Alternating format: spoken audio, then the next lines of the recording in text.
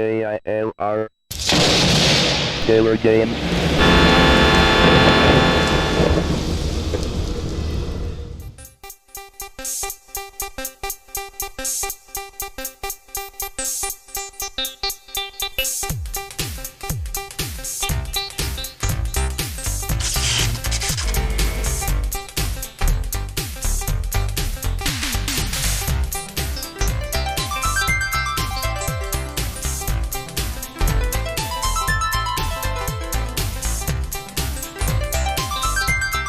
Hello gamers, simmers, and pilots. I am the Killer Gamer, and welcome to the World Tour.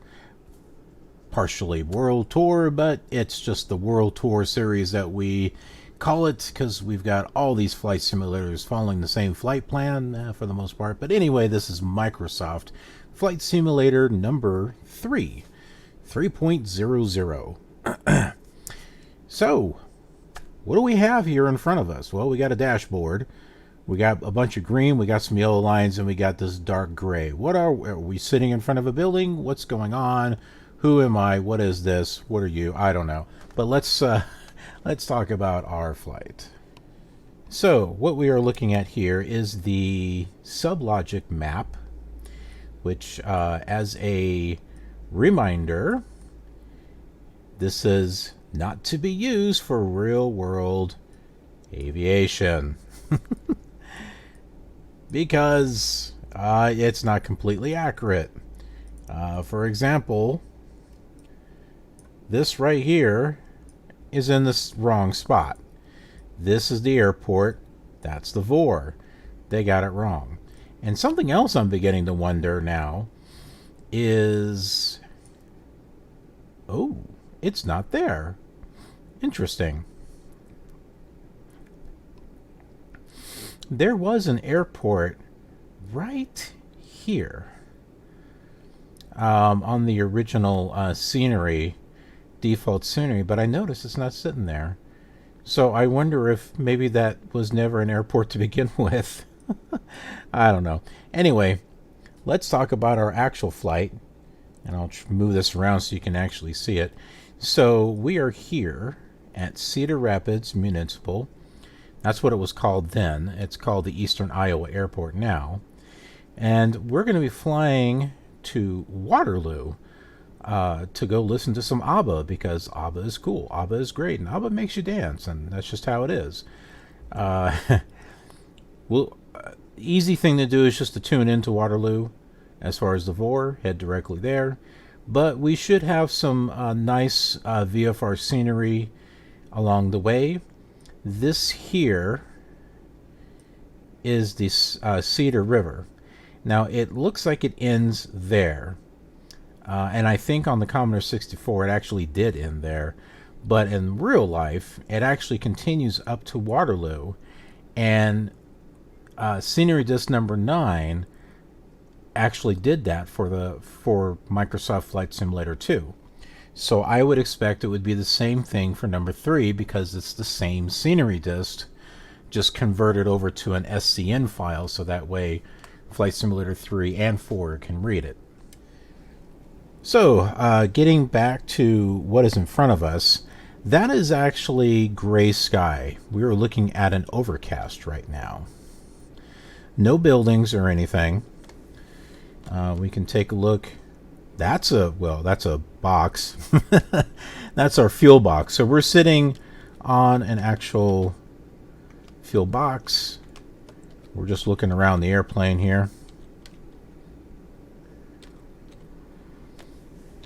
I go ahead and zoom in here. See, you can see we're on a fuel box. That's where we are. Oh, and I can't seem to turn off the map. Oh, maybe. There we go. Got it. Sometimes I have to hit it's the numlock key, but it seems to sometimes work well and sometimes not. So let's go ahead and tune in to Waterloo. It's 112.2. And there we go, 49.5 miles. And And we'll go ahead and we can't click and hold. That's the most annoying thing here. And there's our heading, 326. That's what we'll be taking. So now we'll just get things started.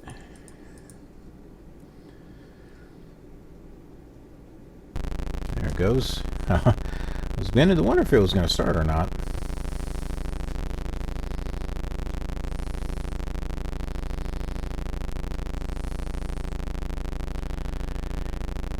And we'll just pick a runway. I like this one here in front of us. That one looks good.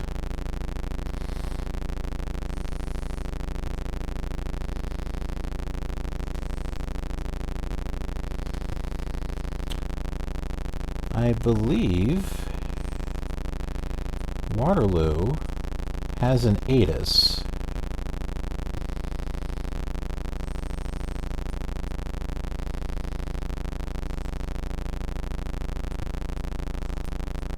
Let's see, Waterloo is 872. Okay, so they do have a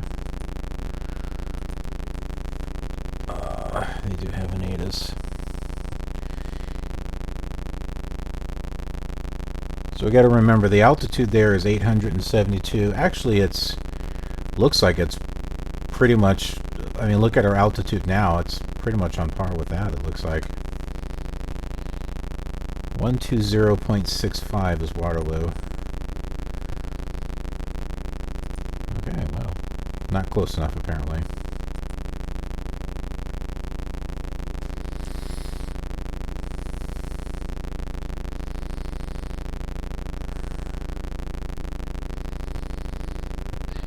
Make our way down to the end of the runway.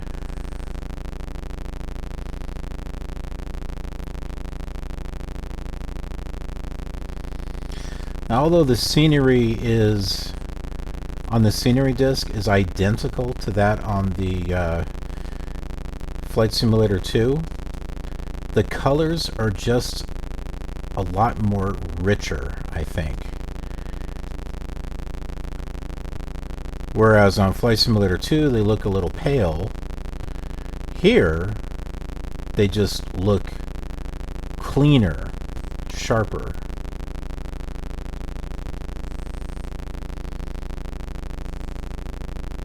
And I know the reason for that is because before it was CGA graphics, but in order to get the color, you had to put it through a composite monitor, so yeah, it kind of is going to look bad.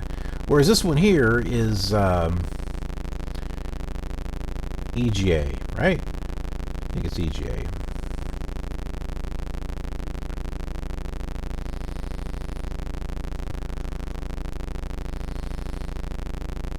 Could be VGA.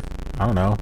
I'm running this in VMware, and it's using an SVGA graphic, so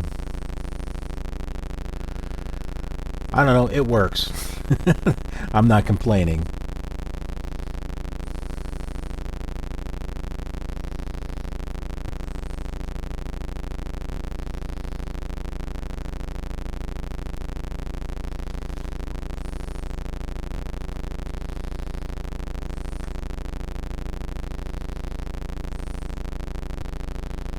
Alright.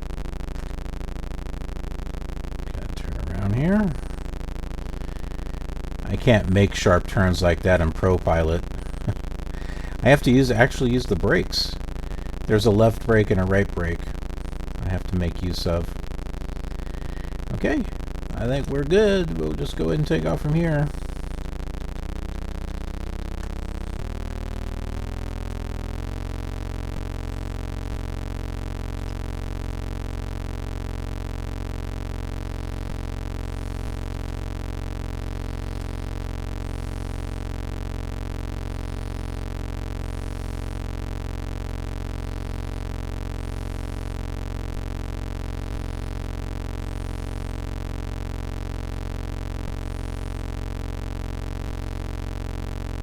There we go, we're airborne.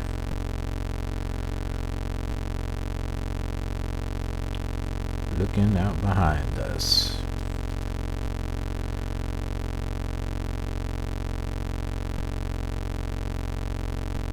Take a good look at our airplane. And we'll raise our landing gear. It just disappears.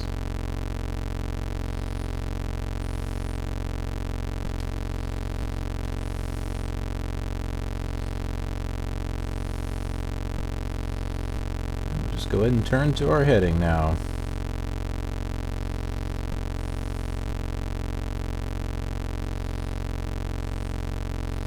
So you can see the Cedar River right out there. So as far as VFR is concerned, we could just take that Cedar River and just follow it all the way out to Waterloo.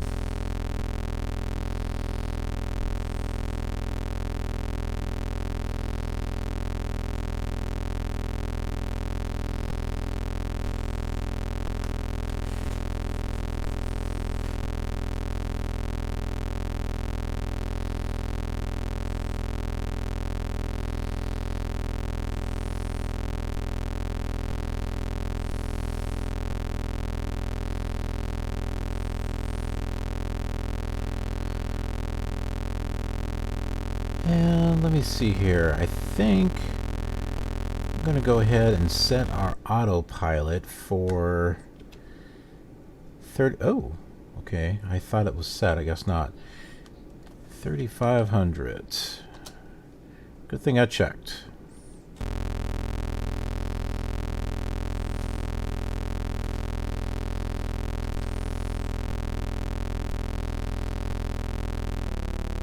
Start leveling off here.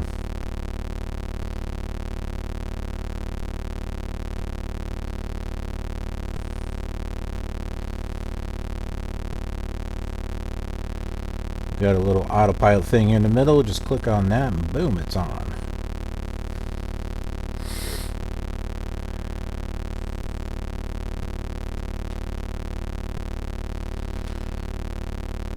Cedar Rapids.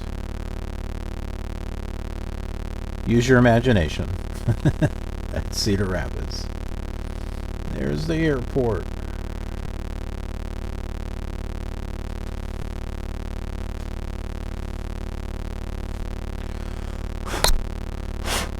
Man, how did I get that on there?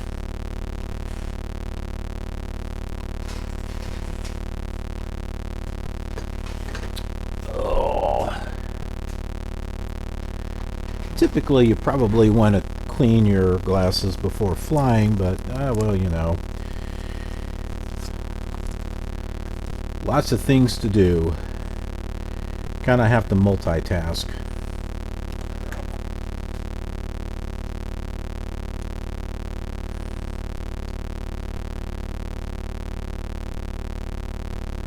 Well, if it's on there, I think I got it off. That's better. And we can go ahead and turn to our heading at 326.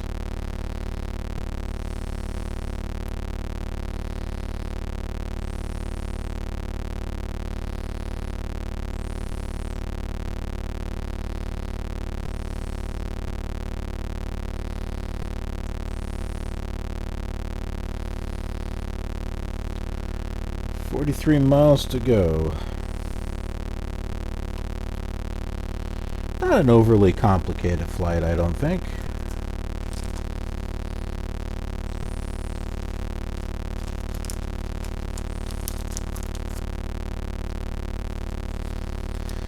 And Waterloo is right along the river, so the closer that we get to that river, because we're heading directly to Waterloo, and you can see that we can see the river, so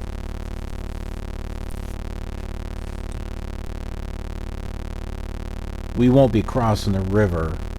It's on this side of the river as far as the airport's concerned. Well, we can continue going through our Microsoft Flight Simulator 3 manual. So let's go ahead and do that. We left off We got done talking about the radios. We're going to go ahead and talk about the control position indicators. Now that is right here in the middle. We've been seeing this ever since the very first flight simulator. Well, Microsoft. As far as these, the first SubLogic flight simulator, I think I fooled around with it once, but I guess I should do a video. There's no way I can do a world tour with it. Yeah, that's just not going to happen on that one. Anyway, the aileron position indicator. So that is the top part here. Indicates the position of the ailerons. The ailerons are airfoils located on the trailing edge of the wing that control the movement of the plane on its longitudinal axis. When the arrow on the indicator is aligned with the center mark, the ailerons are centered. When the arrow points to the right of the center mark, right aileron is applied, causing the plane to bank right. When the arrow points to the left aileron is applied, causing the plane to bank left. 24. Well, it's number 24. Elevator position indicator. That's the little ruler here that's right in the middle. This indicates the position of the elevators. As you would think, an elevator goes up and down, right? Well, same thing on an airplane. Elevators are airfoils that control the movement of the plane on its lateral axis, pitching the plane nose up and nose down. When the indicator arrow is aligned with the center mark, the elevators are centered. When it is above the center mark, the elevators are raised. When below, the elevators are lowered. Right now, we're seeing it down. But we're not going down because our autopilot is on. And so it's got this leveled off based on our speed. If I was to lower our speed, this would go up. So that's the only reason why it looks like that. Rudder position indicator. That's this mark down here at the bottom. This indicates the position of the rudder. The rudder controls the rotation of the plane about its vertical axis, left or right rotation. The rudder position indicator works just like the aileron position indicator. In auto-coordinated flight mode, the aileron and rudder position indicators work as a unit. So if you have auto coordination on, when you go to the right, this mark and this mark will move at the same time. You go to the left, same thing. But if you're not in auto coordinated flight, which is what I do pretty much most of the time, when you move left with your ailerons, only this top one will move. This gets into the whole slip slide and stuff. I like to use rudders to kind of gradually move myself to the right or to the left when lining up the runway. The throttle position indicator. That's going to be right here. THR. This indicates how much throttle is applied. And right here, this is elevator trim. This indicates elevator trim setting. Now you may be wondering, well, what in the world is a trim? Well, think of it as kind of like a fine-tuning knob, so that way you don't have to hold or cruise control. There you go. Think of it as a cruise control, where you're driving at a certain miles per hour, and you turn your cruise control on. You set it, and the vehicle knows, okay, you want to move at this speed. Well, it's a similar type of thing with the elevator trim. So that way you're not having to hold that control stick, you know, down or up or whatever to maintain your level flight. You use the elevator trim to kind of trim that off.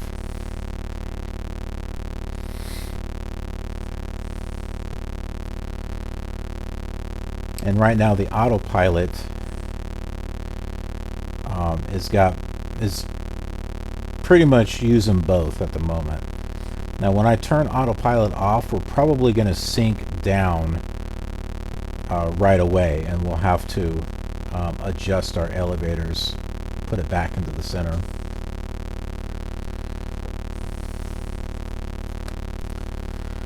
Alright, what else we got here? The indicator boxes on the control panel. So that is all of these things here. So carburetor heat indicator. This indicates whether the carburetor heat is on or off. So you click it, it's on. Click it, it's off. What does it do? I don't know, heats things up when you're cold. The gear indicator indicates whether the landing gear is lowered or raised, right here. Flap position indicator shows the position of the flaps. Flaps, in case you didn't know, helps slow down your aircraft, so that way you're not speeding like a rocket as you're, going in for a landing. Magnetos indicator, right here. This is for mutants against Charles Xavier. So magnetos indicator indicates whether the left and right magnetos, the engine ignition coils, are on or off. The magnetos can be switched on individually, left or right, or simultaneously, both. The magnetos indicator also acts as a carburetor mixture lean indicator for engine shutdown. Yeah, you can move it to lean. I just turn it off. Yeah, I'm probably doing it wrong, but I just turn it off. It's like I treat it like a car. It's like, okay, it's on, or I turn it off. Let's see here. Lights indicator right here. This indicates whether the running lights and instrument lights are on or off. Running and instrument lights should be turned on at night so the plane is visible to other traffic and ground observers, and so you can see the instrument panel, which would be a good thing. Zoom indicator right up here indicates the zoom factor of the selected window, which is bordered in white. This is zoom number 1. Let's see, we can zoom in, as you can see, and we can zoom out. Autopilot status indicator right here in the middle. Autopilot on. Indicates whether the autopilot is on or off. Not too hard. Alright, we're almost done with this particular chapter. So, heads-up display indicators. The following indicators appear in the 3D window here and can be switched off for a clear 3D view or turn on only momentarily when an extraordinary event occurs. Axis indicator. This is a bar with a V shape that shows the current axis of the aircraft. This bar gives a good indication of where the aircraft is pointing, especially when in unusual altitudes or attitudes. Note, however, that this indicator shows where the aircraft center is pointing, not necessarily the direction the aircraft is flying. The axis indicator can be toggled on and off by selecting axis indicator on the Views menu. So let's go here to the Views menu and let's click this axis indicator. And that's it right there. So if you're needing some help as far as maybe lining up the runway or something, you could turn this on and this might actually, help.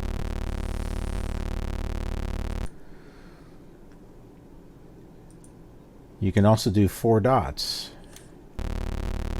which I see them. You can barely see it. It's like here, here, here, here. They're very small. Or small V. So that's not too bad. It's a little small, not so big. Or off, which is what I do. We are approaching Waterloo. We've got an interstate up there.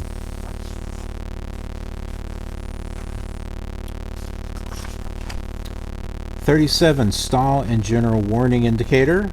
That appears over on this side. This indicator comes on in addition to an audible warning when the aircraft is less than 5 knots above stall speed, the speed at which the aircraft stops flying and falls out of the sky. Other messages can also appear here that tell of emergency conditions, such as the gear up warning. And lastly, brakes applied and status indicator. Brakes are over on this side. This indicator tells you that the brakes are currently applied. Messages concerning current program status, including demo and pause, also appear here.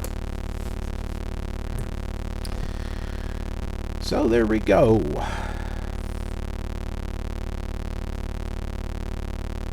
gone through some more stuff from the manual.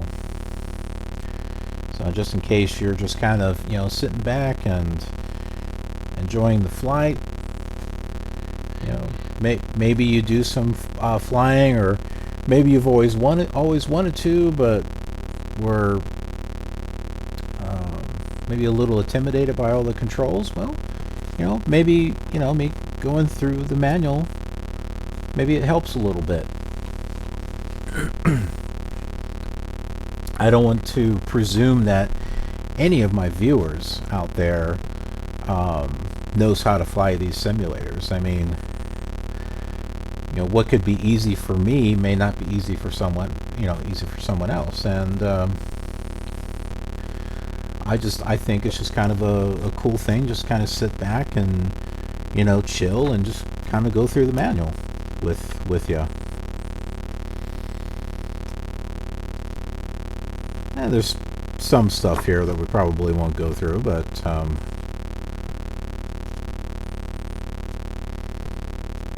yeah, for the most part, I think. Airport directory: New York and Boston, Chicago, Seattle, Los Angeles, San Francisco.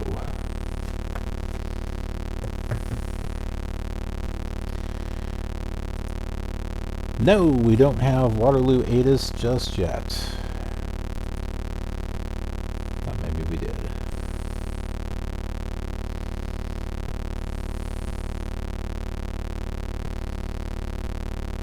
Well, we got 18 miles to go. The airport is going to be right over here somewhere.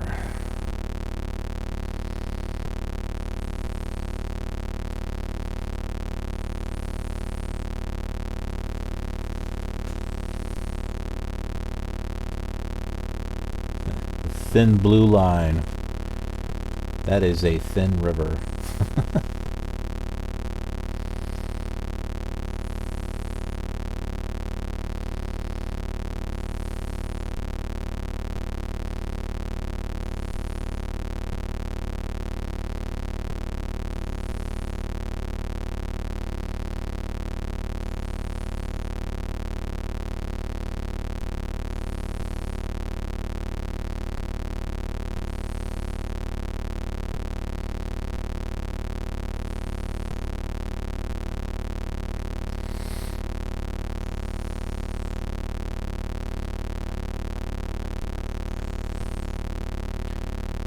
Miles.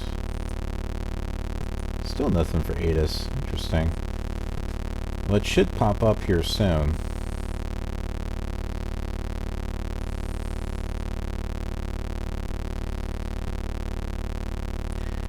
I wish the texture for the dots went out a little further, but... And there's different textures that we can use, but... I use the dots specifically for Flight Simulator 3 because I'm using the rectangles patterns for Flight Simulator 4. Trying to make each simulator have its own unique experience with it, because we're flying, the same exact flights, so it's nice that they each have their own little uniqueness to it.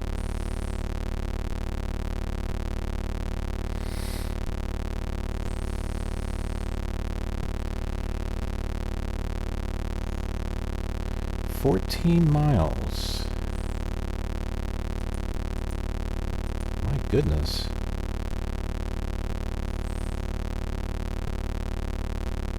Well, I sure hope the airport shows up here. It should. I mean, there's obviously something here. I mean, that's Waterloo right there in front of us.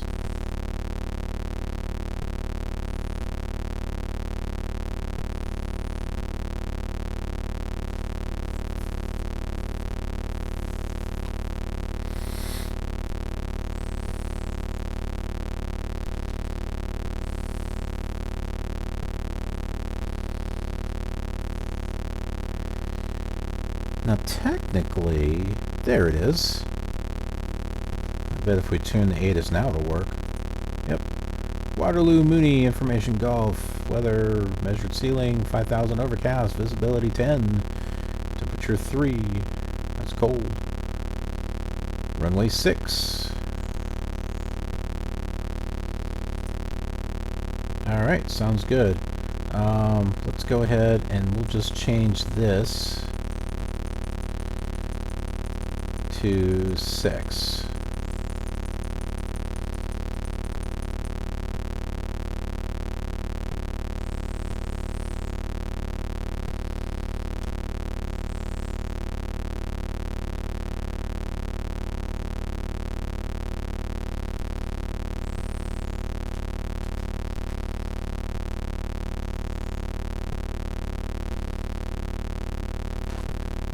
And I think we can go ahead and turn our autopilot off. Now remember, this thing's going to nose down very quickly. There we go. You can see how I adjusted it and it brought it up. So that way we're not having anything crazy happen here. So we're 10 miles away. This is the point where I start lowering the landing gear. You can hit G. Their keyboard shortcuts are sitting here. Or you just click on it, and then I'll lower one thing of flaps, slow us down, because we were going about 120 knots, so now we're slowing down a bit here.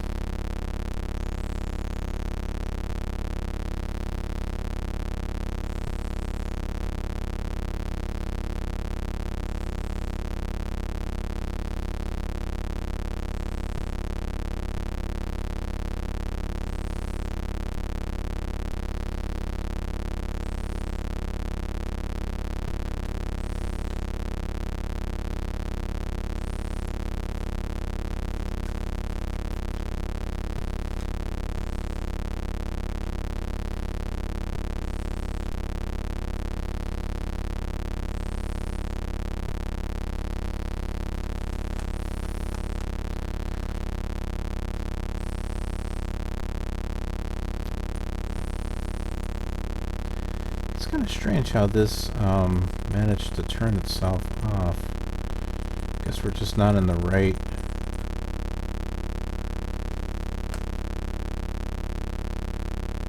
area. Okay, so this is where I'm going to start leveling us off. Bring down some more flaps. We'll use some elevator trim. I want to slow down, but I don't want to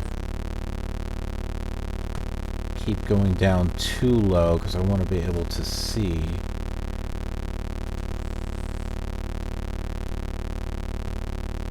It's not particularly easy to see the runways and line up with them until you start getting closer.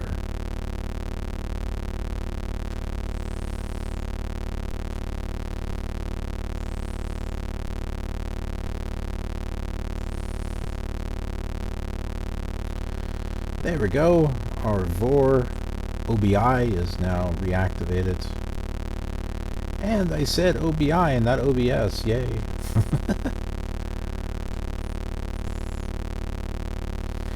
I'm going to guess that this little runway that's peeking out right there, I think is ours.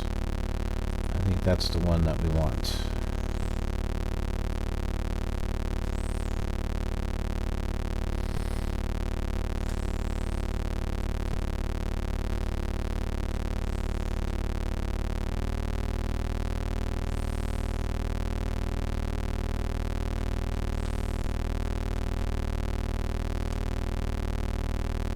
Now, in case you're wondering about looking out the airplane like I'm doing here,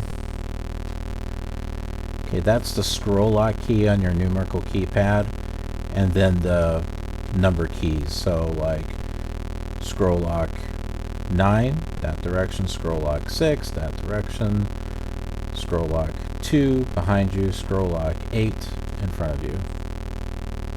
It's not shift. Some of the other simulators you hit shift and then the numerical keypad, but you don't on this one. We are now 5 miles away from the airport. I can just start to make out that runway 2. Let's put down one more thing of flaps. And we're going to go ahead and start our turn.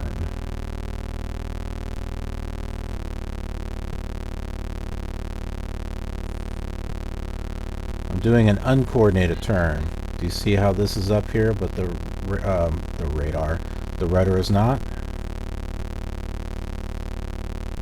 Yeah, you're not supposed to do that, but I do. Yeah, I never said I was a professional pilot or anything. Yeah, I just do what works for me.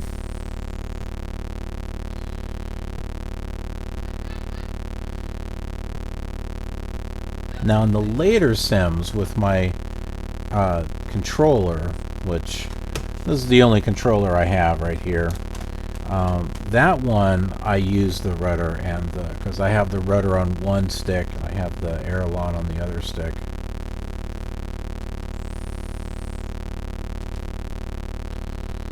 No, I don't have a yoke, I don't have pedals. I'm not that sophisticated yet.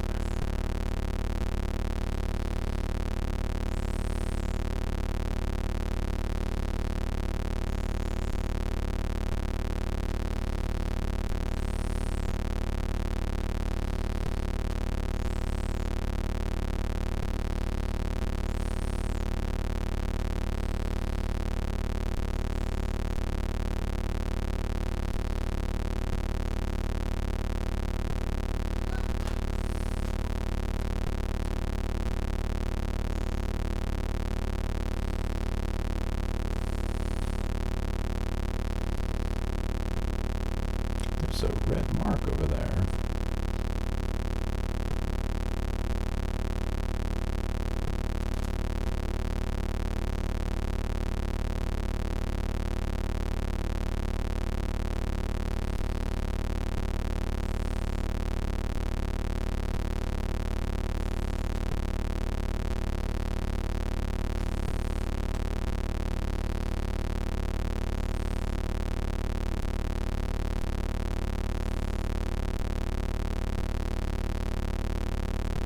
I think there was one runway we could have lined up with, but I want to see if I can get us lined up with runway 6, which I believe is coming up here.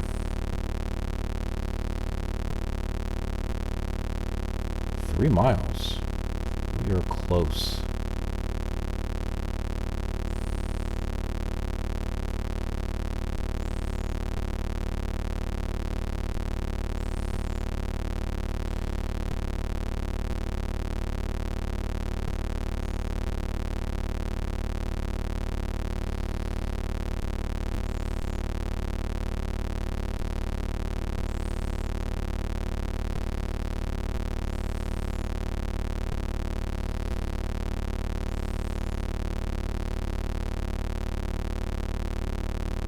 Starting to see some black lines, so we're starting to see taxiways.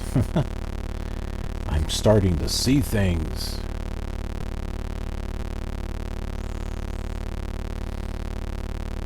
Start making a turn here.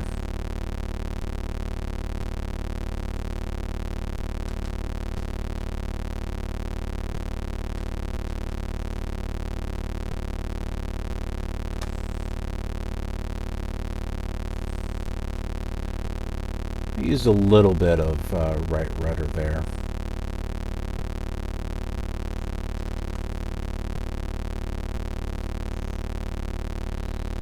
Okay. Our OBI is moving. Moving. There's our runway.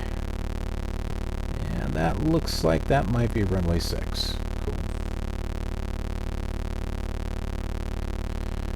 You see it here? We're getting ready to line up with it.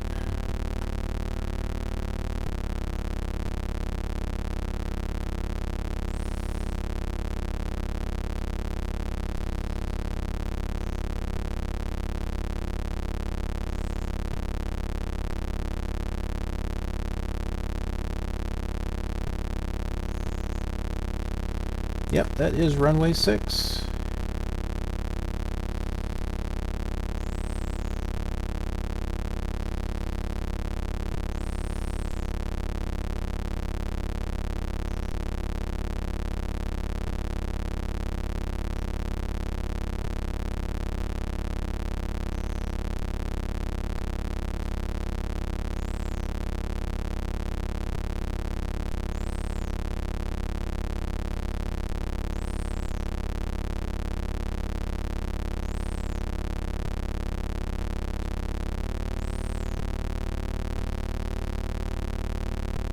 We're kind of being blown off to the side here.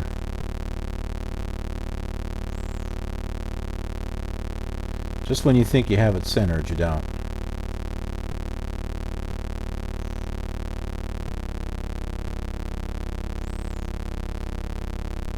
That's where that little visual guide comes in handy.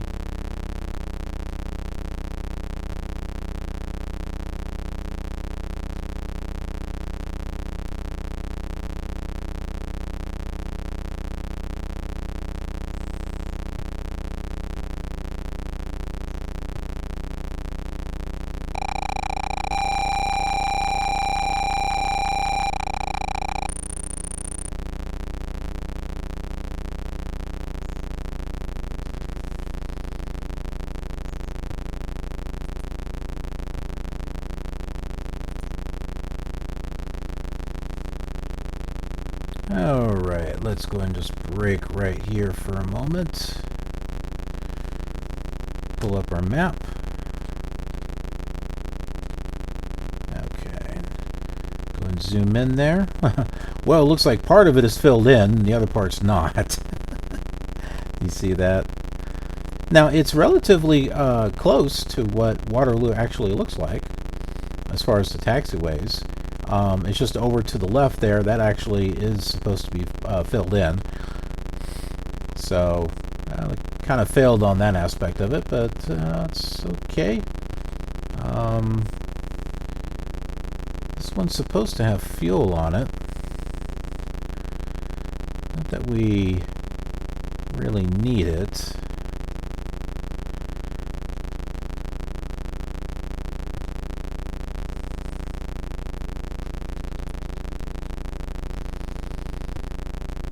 I like the top tanks off. But we may not be doing that on this one here.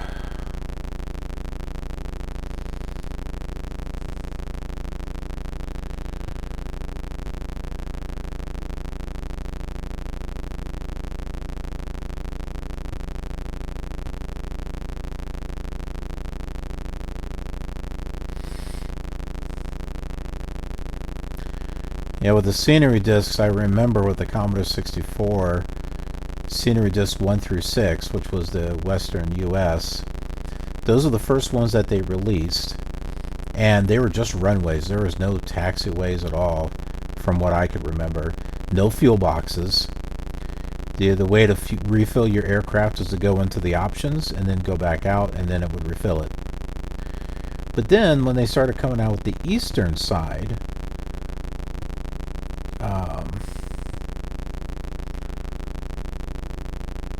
so like the Chicago area, Florida area, etc. Then they started adding the Vasi lights on the side of the runway, and fuel boxes, and taxiways, like this one here has got some taxiways to it.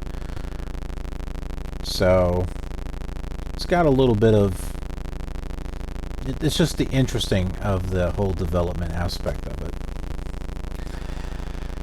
Well, we are here. We'll go ahead and turn this off. Like I said, I just switch it off. I don't go to lean. But that's it. So we're here at Waterloo. And I hope you enjoyed this flight. If so, go ahead and leave a like for me. I'd appreciate that, and your fellow viewers appreciate it too, because this will help the YouTube algorithms make this video more likely to appear to those who are interested in this type of thing. So the more people that like it, hey, the more that it shows up for others to see. Be a subscriber. I'd love you for it. But hey, it's our community. It's our community. We call it the KILR Nation, the KILR community. And together we can build something awesome and unique, something more than any other channel. I always take suggestions, so if you got suggestions on things, just let me know. That's what the comments are there for. Plus, I just love talking with you guys. Other than that, there's that notification bell, which is a great thing for you, so that way you know when the next video is uploaded to this channel. But other than that, I appreciate you very much for watching, and I'll see you on the next leg of our journey.